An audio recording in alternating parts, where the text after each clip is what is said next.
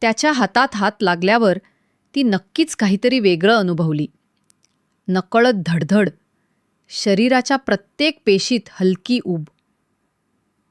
त्या क्षणाला स्नेहा जाणवली.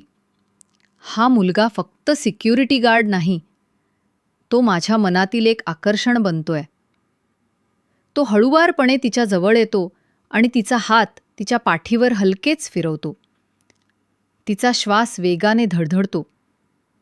शब्दांची आता गरज नव्हती, फक्त जाणीव, ऊब, सान्निध्य आणि इच्छा तीव्र होत होती.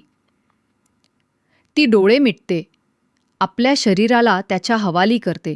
त्या मंद शरारती स्पर्शातून दोघांमध्ये शांत, तीव्र कामुक भावना जागृत होते.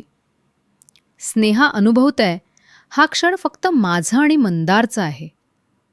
माझी इच्छा पूर्ण होत आहे, पण ती हळूवार, उत्कट आणि तीव्र आहे.